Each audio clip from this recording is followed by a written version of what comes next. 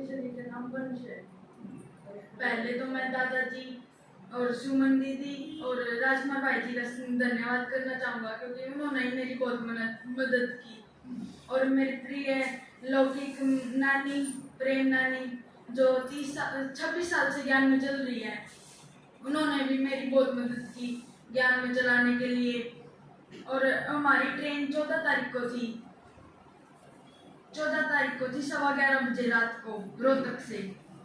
हम सब 15 अगस्त को पहुंच गए थे 1 बजे तक।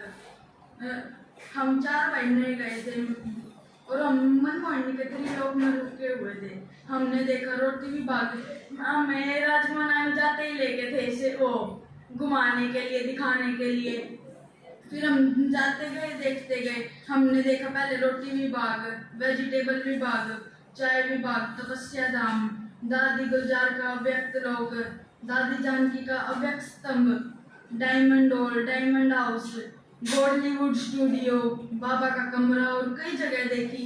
क्योंकि बाबा के उसमें मधुबन में तो कई जगह है देखने के लिए, आनंद सरोवर पे, पर कई जगह हम घूम नहीं पाया अभी, क्योंकि हमारी भट्टी थी, भट्टी में हमको क्लास करनी थी। इसलिए फिर हम 15 अगस्त को पहुँचते ही 6 बजे हमारी क्लास थी डायमंड हॉल में। और हम इतने लकी थे कि हमको पहले दिन ही दादी रतन मोहिनी जी दिखे, मतलब स्टेज पर आए थे वे, और उन्होंने हमें वो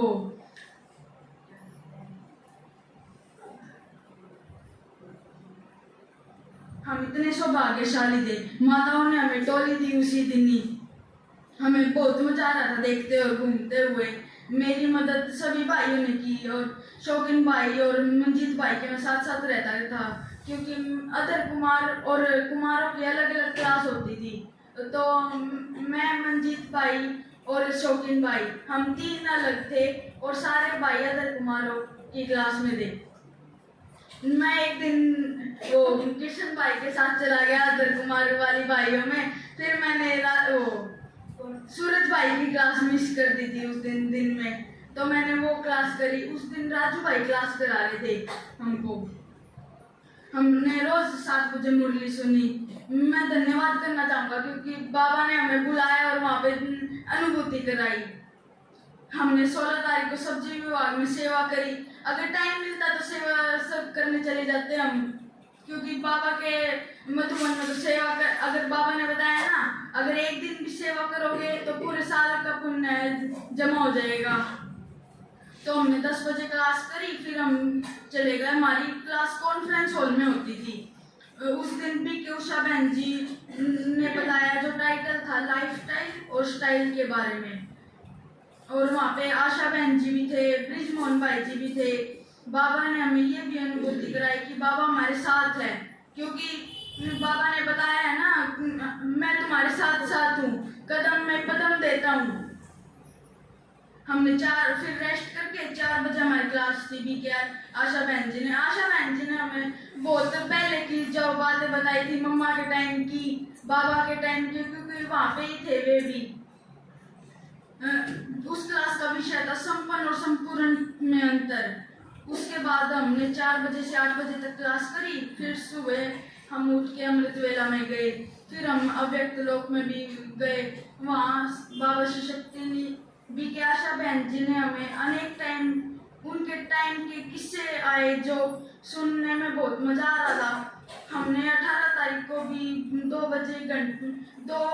घंटे सेवा करी सब्जी विभाग में। फिर हमने क्लास करी।